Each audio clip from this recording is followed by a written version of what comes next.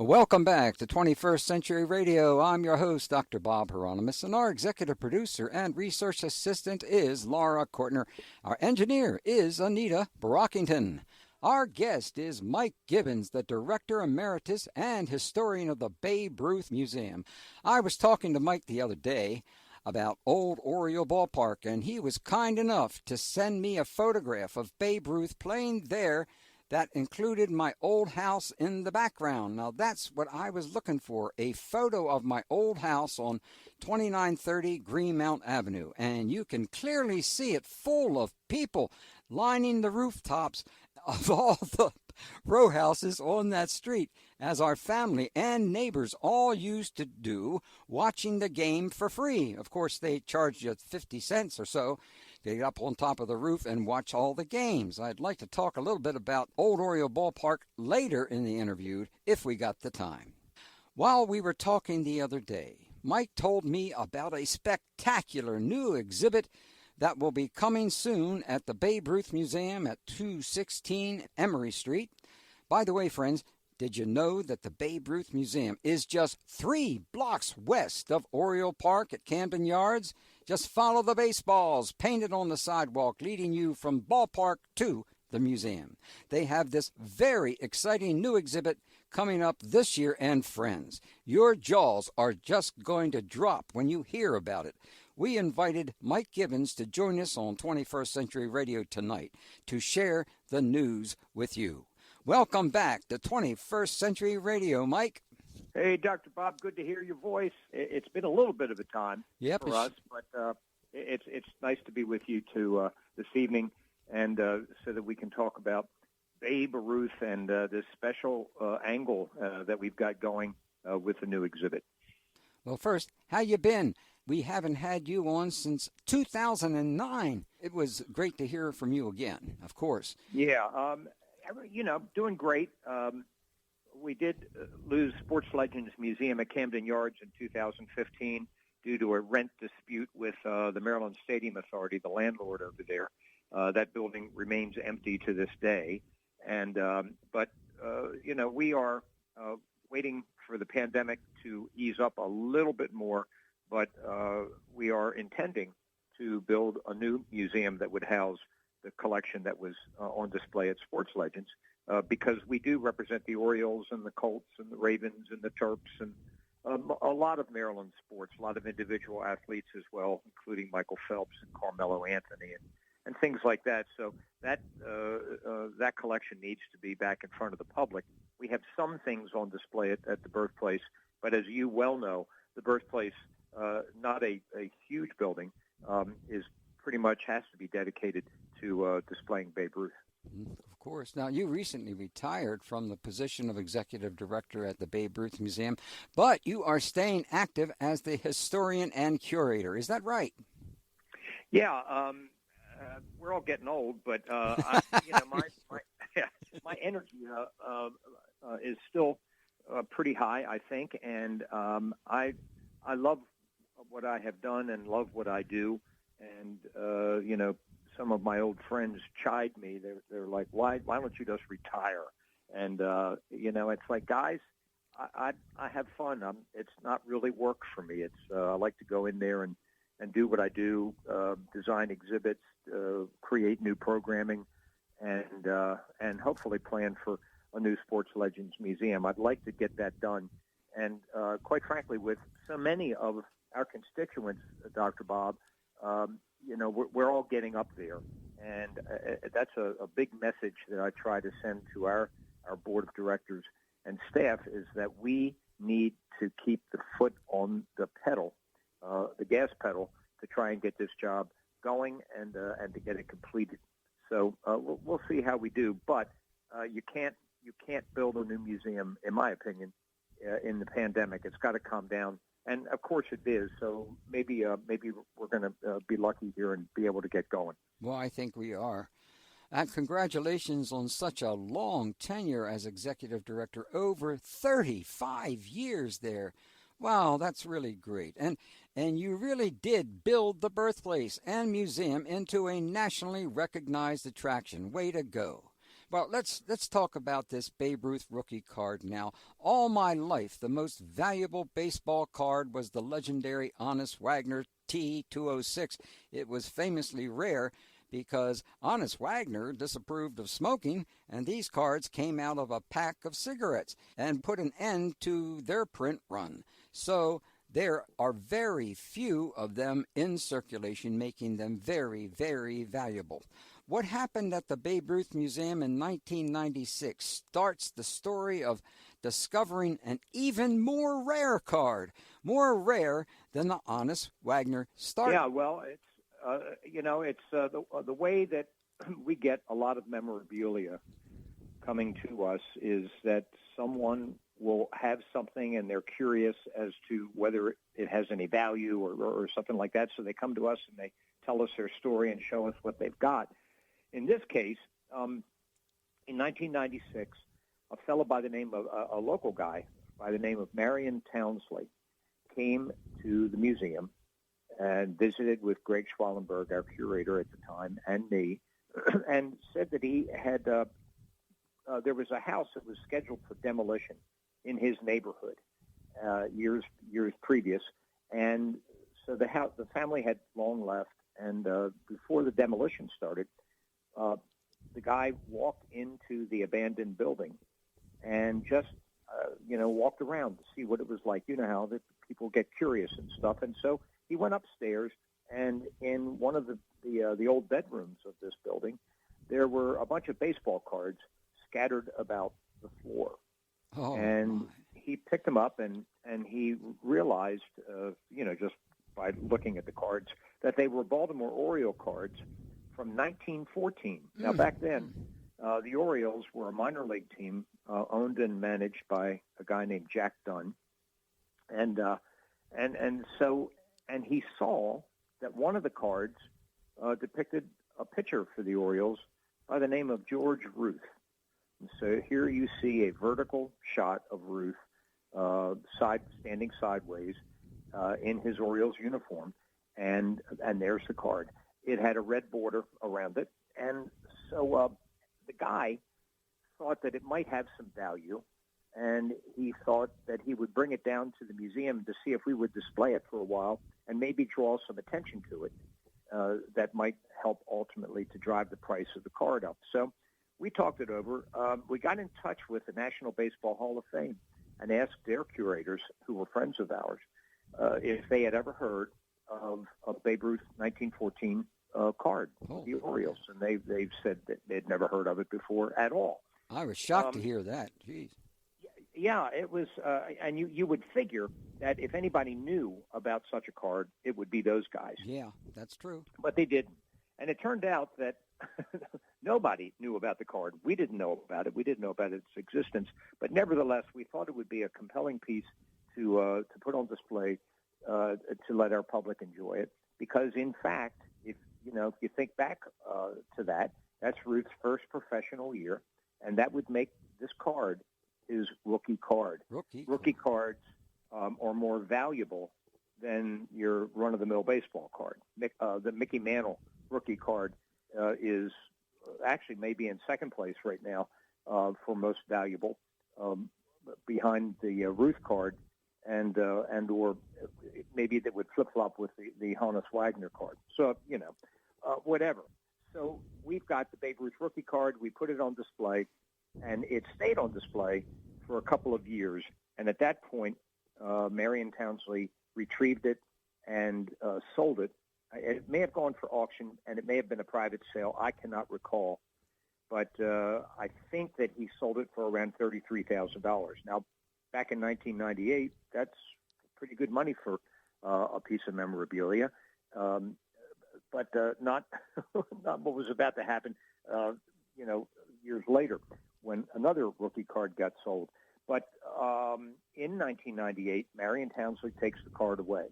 That same year, a guy by the name of Richard Davis comes to the museum, and he says, I've got a Babe Ruth rookie card along with 14 other cards, and from the Orioles 1914 team. Wow. And I would like to put them on display with you. So we were like, okay, well, that's really good. And he said his intention was to leave the cards with us on kind of a long-term loan. Wasn't prepared to donate them, but wanted to put them here indefinitely. And so we put those cards on display, and that's the way that it stayed for quite a while.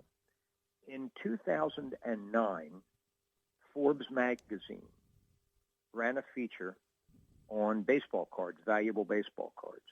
And they proclaimed that a Babe Ruth rookie card, because of its rarity, there were only 10 known to exist or to be in captivity, that a Babe Ruth rookie card, because it was so rare and because it was Babe Ruth, the game's greatest star, would make that card the most valuable card, more valuable than a Honus Wagner card.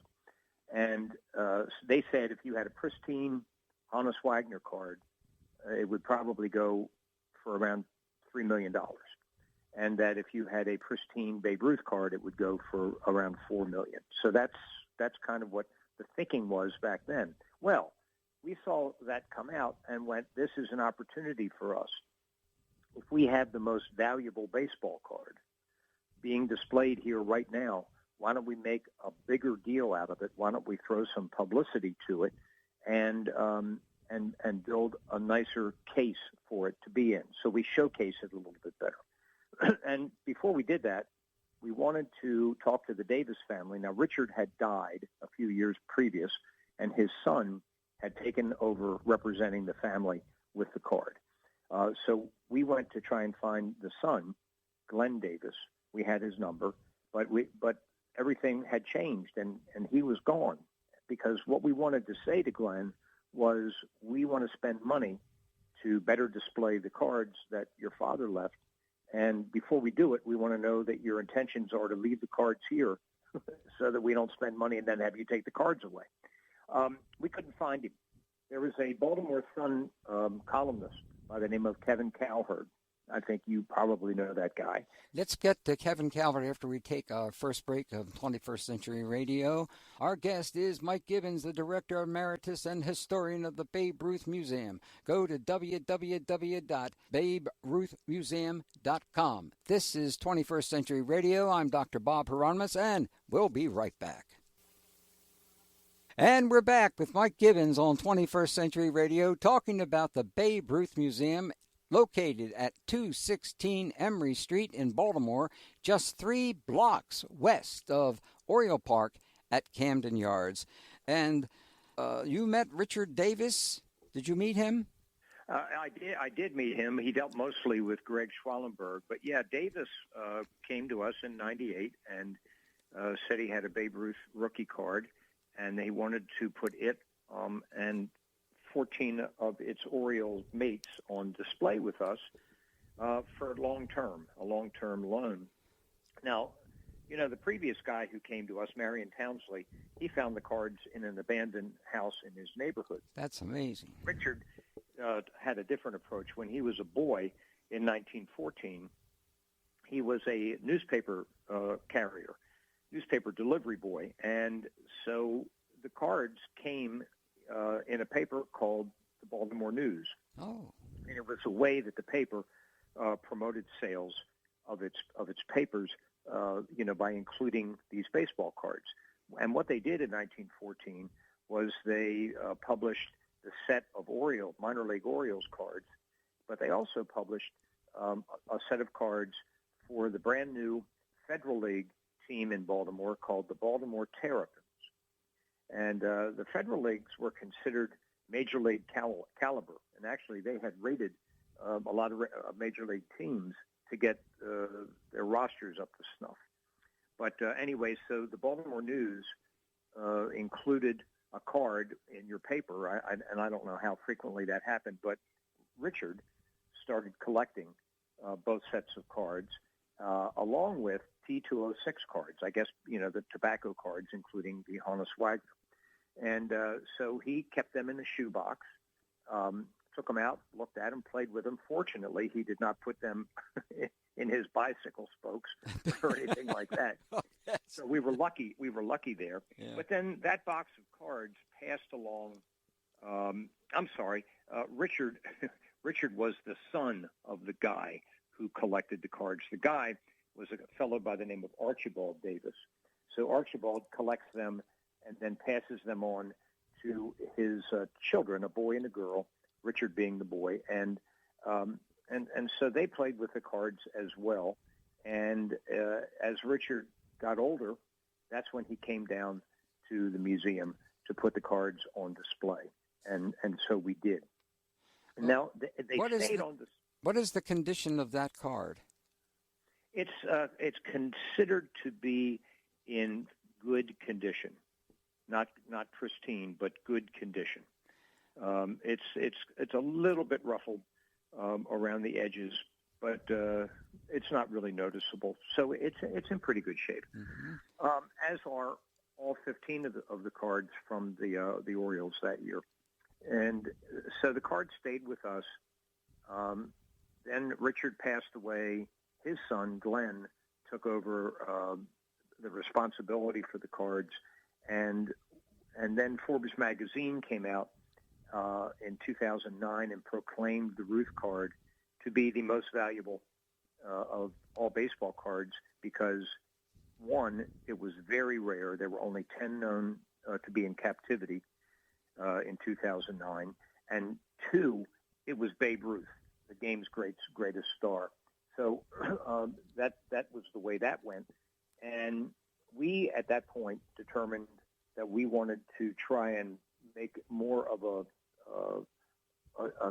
showcase display for the cards so that we could draw attention to them because of this newly proclaimed value that the cards had. And so we tried to go to Glenn Davis, the son of Richard, and Glenn had left town. and so we couldn't find Glenn. And so I reached out to a friend of ours, Kevin Cowherd from the Baltimore Sun. We told him the story and sought his help, thinking that, if we write an article and say, "Where are you, Glenn Davis?" that maybe it'll find him. And in fact, the article did put us in touch with Glenn Davis. Way to go. And, so he said, yeah, I'm going to leave the cards there. So go ahead and build yourself out a new display. So we did. That went on. I think we put that back on display, the cards back on display around 2010. And at that point, I got a call from Richard Davis' sister, who claimed that the card really belonged to both Richard and her, and that it was a family possession, and that she felt that Archibald, the original guy who collected the cards, their father had wanted the cards left permanently at the museum, and she felt that that's where they belonged. She asked me in 2010 if ever there was any indication that Glenn Davis was going to try and take the cards out of the museum, to please be in touch with her because she wanted to weigh in on that.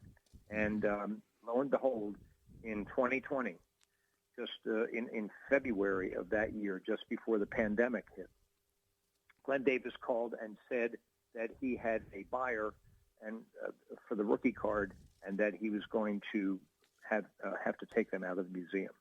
And I said, well, Glenn, that's fine, but I'm going to have to alert Richard's sister that this is going down, and because that's my job, that's my responsibility.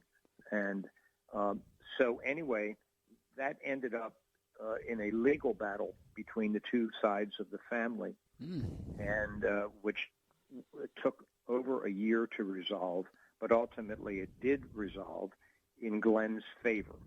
So Glenn maintained ownership of the card, at all 15 Oriole cards, including the rookie card, and a sale was consummated in June, I think, of 2021. So that's the cards were still on display at the Babe Ruth Birthplace Museum, and the new owner, who requested to remain anonymous, came to Baltimore to fetch the cards, And, that starts us off on the next chapter of this incredible story. So anyway. Could I ask a question about the Sure. other cards that came with Babe Ruth at that particular time? I'm very curious about who were some of the other players from that time, and I was always also wondering about if there came in newspapers. I was wondering how they protected the card with the newspaper. I used to be a newspaper boy myself, and we really when you're throwing those papers around, especially when they're have to go up very high, things get pretty bent up. So I was just wondering about that. Can you tell me anything about that?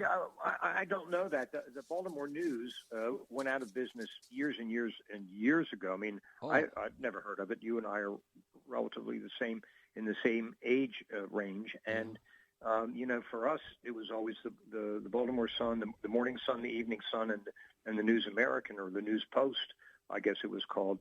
And the Baltimore News, there was no Baltimore News in the 1940s and 50s that I'm aware of. Have you ever heard of that paper? No. Right. No. So we don't know how the cards were inserted into a newspaper. Yeah. We do not know that. But the players who we've heard different estimates as to how many cards the Baltimore News manufactured. How many different players were represented in the publication of the cards. And I have heard 17. I have heard 21. But never anything above that. There should have been 25, right? Yeah. And actually 26, because one of the cards that we have or had was of Jack Dunn. Owner and manager of the Orioles. So there is a Jack Dunn card. I got one of those. You have a Jack Dunn? Yep. That's very cool. Yeah. I really enjoyed it, this guy. Yeah. So, and a little side story here, because it involves Jack Dunn and George Ruth, and that is that the way that Dunny found out about Ruth was that in 1913, Ruth was at St. Mary's Industrial School. They had a baseball team that was really good, and the team, even though it was at St. Mary's, which is kind of almost like a prison, run by the Xavier and brothers, they were able to play outside of the school. So they would play other teams, neighborhood teams, or other schools. And George Ruth had developed a reputation as being a top pitcher in the Baltimore area. And there was a big game in the fall of 1913 at St. Mary's Industrial School, Mount St. Joseph High School versus St. Mary's Industrial School, the older kids and the high school age kids. So this game attracted thousands of fans, and Jack Dunn decided to go out and take a look and see what this George Ruth was all about. There was also a pitcher for St. Joe's by the name of Billy Morris Fett, and he was supposed to be an ace as well. So Dunn knew that he was, and then the two pitchers are facing off against each other, and Dunny has a nice opportunity to do a little scouting, and he goes to the game, and St. Mary's beats St. Joe 6-0, I believe. Ruth just was stellar, spectacular, and so Dunn ended up the following February going to St. Mary's and asking the brothers if he could sign Ruth to a professional baseball contract. And the brothers said, this is important, the brothers said, yeah, you can sign him, but he's 19 years old, and we don't let the kids go until they're 21.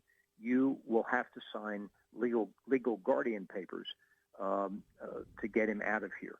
And so Dunn agreed and became Ruth's legal guardian, and off they went to spring training in Fayetteville, North Carolina.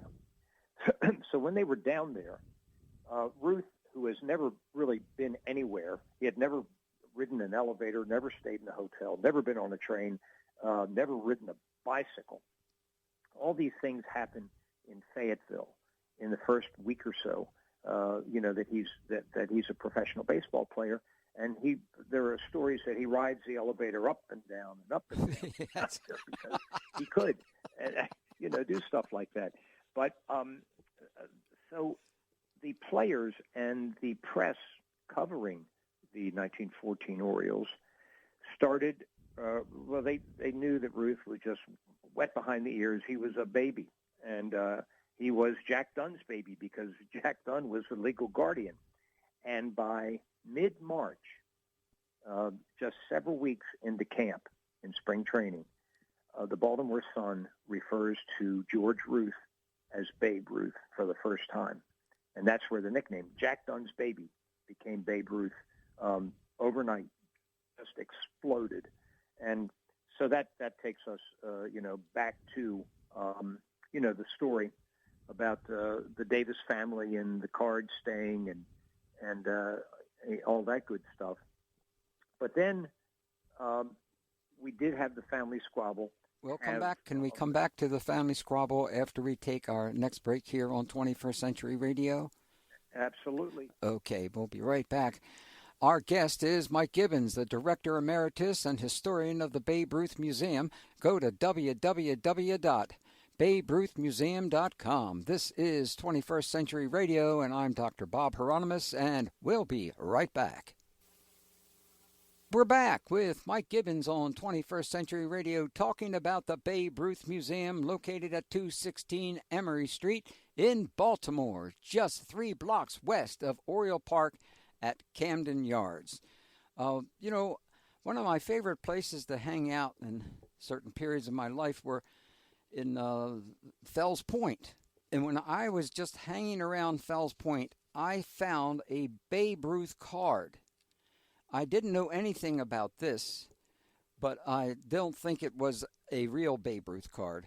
But anyway, they were charging something around $2,000 for it, which I thought was insane. So, of course. So I didn't have $2,000, or else I would have bought it if I had that money.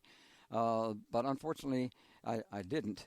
And it's bothered me ever since, because every now and then, you know how it is when you're collecting some cards, some are so hard to get, and to finally get something like that would have been terrific, but I wasn't going to go deep in debt just to do that. But I'll never know what that card was, but I offered them $900 and they laughed at me, so that was the end of that, unfortunately. Wow. And about what year would that have been, roughly? It looked to me in the somewhere around 1913, 14, 15, somewhere around there. That's what I thought it was. Well, it's funny with collectibles, sports collectibles, but when I first began work with the Babe Ruth Museum in 1982, Babe Ruth's memorabilia, like a baseball card or an autographed baseball of Babe Ruth, would go for a fair amount of money. I mean, you could get a Babe Ruth autographed baseball for maybe $100 or something like that. Mm-hmm. And but it was astonishing to me how quickly all of that changed, and we as a culture started to associate baseball memorabilia more with money, the value of whatever it was, as opposed to the player it represented.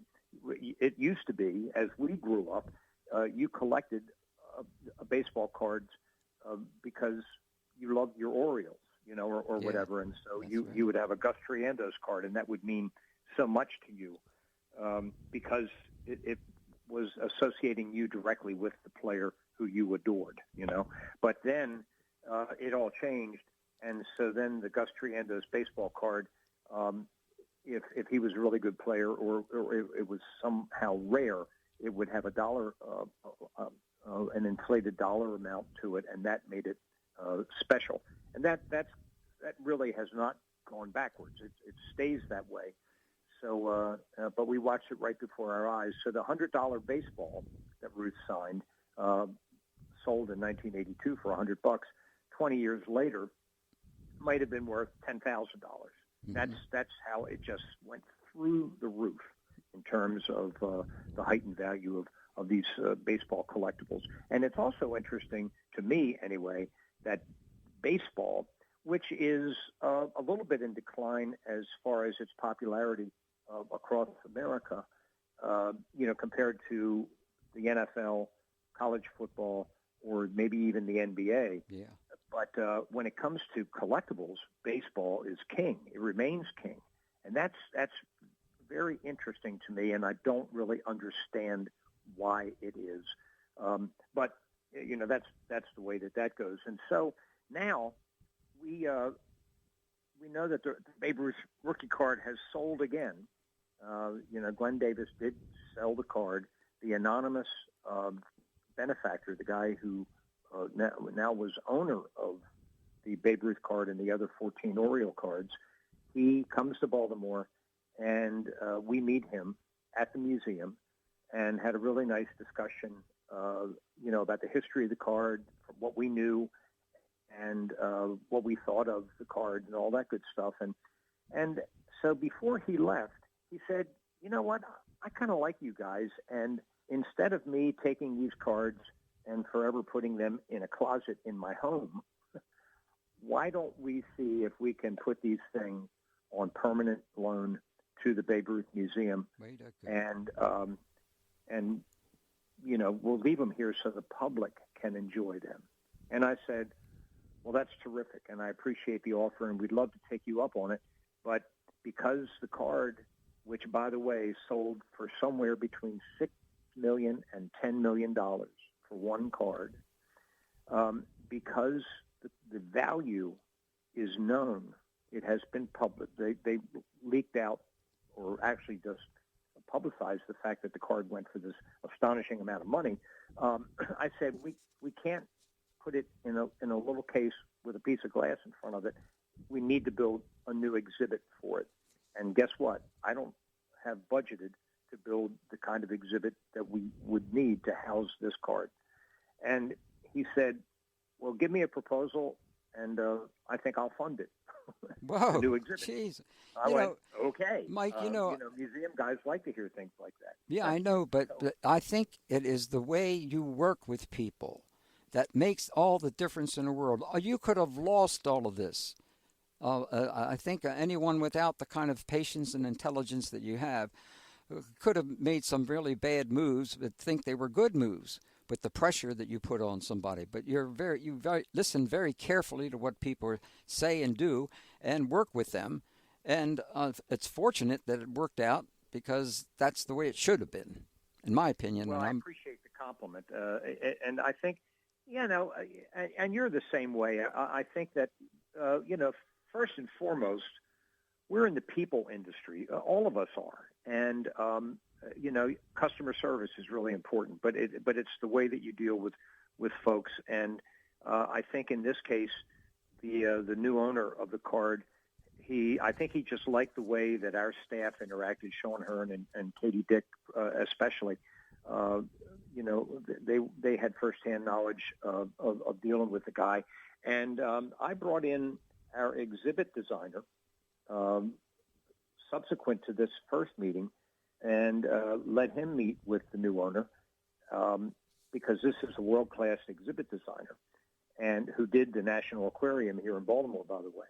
But, so I said to the exhibit designer and to the owner of the card, I said, so this is a multi-million-dollar piece of memorabilia that we're putting on display.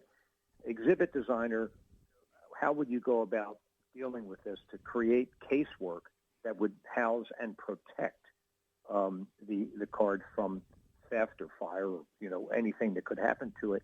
And he said, well, I can design something and work with a cabinet maker or a case maker that built a case to house the Martin Luther King "I've Got a Dream" speech, valued at $21 million. And he said, I think if we work with this, the case maker, we can come up with something that will be damn near, fireproof and burglar-proof and everything else. But we also knew that we were going to have to enhance our security system. And so we budgeted to do that. And I'm not going to tell you specifics. The exhibit is done. The cards have not yet arrived to be installed, but that's coming pretty quickly here. But so the case is secure. We have enhanced our camera capability within the museum. And so we feel pretty confident that once the cards get here and go on public display, that they will be secure to our comfort level. So that's a really important thing. And it's taken a lot of work to coordinate this. We decided to not just put the cards on display, but to make them the centerpiece of this new major exhibit called The Making of a Legend. So that's the name of the show. It's about Babe Ruth, and it talks about, the rookie card is front and center for sure, but also other components of the Babe Ruth story that became legendary, to the extent that his legacy is probably here forever. He is an American cultural icon. He's transcended sports to become kind of like the Mount Rushmore of famous Americans like JFK and Martin Luther King and Marilyn Monroe and, Abraham Lincoln, that ilk. So, we're dealing with a really special guy and, with a really special piece of Babe Ruth memorabilia. And it's a nice opportunity for Baltimoreans to come back and visit the birthplace and see this card. People will be curious to see it, to see what $10 million looks like in terms of a piece of cardboard. So anyway. So the ending of the story has a very bright silver lining. I hope so. Now we're dealing with the baseball lockout, and that's not good. It's not good for baseball. It's not good for the industry surrounding the game, which would include us for sure. And it's not good for young fans. So I think baseball's got to get its act together, get back to playing the game, and then figure out ways to make the game a little more up to speed and up to snuff with what we as Americans expect from our sporting events these days. A little more action might help, and maybe a few fewer home runs and defensive shifts and things like that. So there's work to be done. What did you say is the opening day for this exhibit? Any inside information on when that might be? Well, it's sliding, but quite frankly, we were trying to open in conjunction with the Orioles home opener, which was scheduled for the end of March. And so now we're going to push it back, and I would tell you that probably Easter weekend, which is second weekend in April, might be a time that we will do this. We will be making a determination on that pretty quickly. I think that what we'd like to do is to open with a live reception, and an in-person event as opposed to a virtual event. And so I just want to make sure that COVID is really letting go enough of us so that we can start to do live things again. And it looks pretty promising that way. But baseball's got to get its act together. So let's just say Friday, April 11th. I think that's a day that might be a good day for us to open, or maybe that's a Thursday, April 11th. So somewhere in there. But we certainly will let you guys know and let everybody know so that people can come down and get a firsthand experience with the Babe Ruth rookie card. Well, and with all the other ball players coming with their rookie card, it's fascinating to me at that time to see I can't remember the other kind of players that he was playing with at that particular time. Can you? In 1914? And I don't have a roster of the other cards with me, and shame on me for that, but I'm not in my office. But I will tell you that if I read the names to you, now you recognize Jack Dunn, right? He's the manager and the owner. We know him. We know Babe Ruth. But the other 13 cards in this collection, there is not a name on there that the average Baltimore person or Baltimore fan would recognize. So Bill Marcette, who signed with the Orioles in that year, the St. Joe's pitcher, he's not depicted. We don't have a Billy Marcette card. don't know if there is one. But I will tell your listeners this. If you've got old baseball cards, the front of the Orioles cards shows a picture of the player, and then on the bottom of the card on the front, it'll say his name and then Baltimore Orioles. On the back of the card, every card is consistent. They give you the 1914 Orioles home and away schedule. So it's a schedule card. And so if you got one of those, hang on to it. Wow. It's worth money. Well, thank you for telling me about that. Jeez, a whiz. We only got a couple minutes left, but can we talk a bit about Old Oriole Ballpark, where I grew up in a row house that looked right out into the field?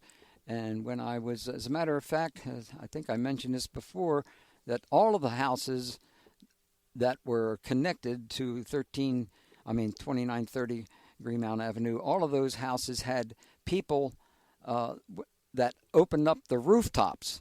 So you actually see a series of hundreds of people watching these games. And it was so important to my father at that particular time, Robert Frederick Hieronimus, because he used to be a coach in baseball, soccer, football, and boxing.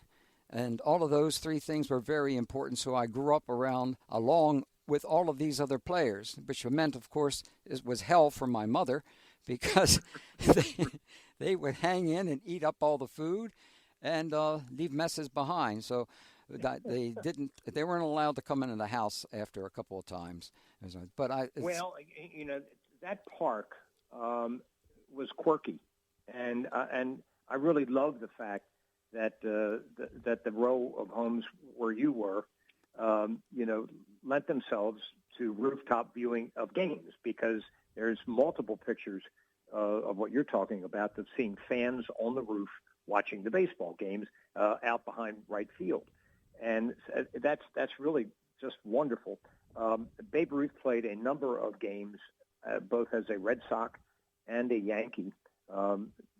They would come into Baltimore and play exhibition games against the minor league Orioles, frequently losing to the minor league Orioles, because the Orioles under Jack Dunn were loaded with players like Lefty Grove and other guys who went on to stellar Hall of Fame major league careers. So but Babe was there. The picture that I sent you has him. You see Ruth playing first base, and so you find out little snippets about that. But he hit a bunch of home runs at Oriole Park, and the old Baltimore Sun photographer Leroy Merricken, who I got to meet when I first came to the museum, and we have his collection of sports photographs now. But he captured some wonderful images of Babe Ruth at Oriole Park, with guys like Jimmy Fox, and he's just standing there with fellas. So, that's really good. But that park, Dr. Bob, started its history as home to the Federal League Baltimore Terrapins in 1914. Yeah. And there is a great panoramic shot of the opening day taken from the stands. And then in 1915, the Terrapins played their second and final year. The Federal League only lasted 2 years. So you see a panoramic shot of opening day 1915. And so that's pretty cool. But then ultimately the park did become home to the Orioles, the minor league Orioles, and it stayed that way until it burned to the ground the night of July 3rd, 4. And, it was a wooden ballpark, and it burned, and there was hardly anything left. And unfortunately, the Orioles' history, which dated back to 1882 when the team first took its name, was stored at that ballpark. That was very unfortunate. Everything burned. Yeah. And all that we have left over, we have a singed baseball. We have some canceled paychecks, singed. And as I mentioned to you before, an old Baltimore Sun writer by the name of Jim Brady, a prominent Baltimore baseball historian, he dug up the area around home plate, the dirt, because he said Babe Ruth stood on this dirt. And with that, we got to stop. We're over time.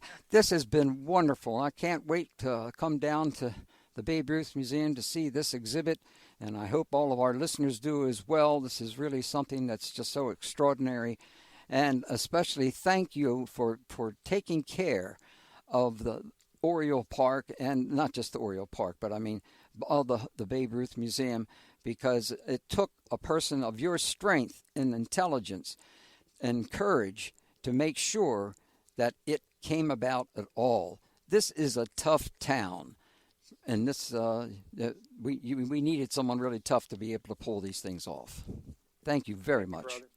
I appreciate it. Thanks for having me on, and we will let you and your listeners know when the exhibit opens.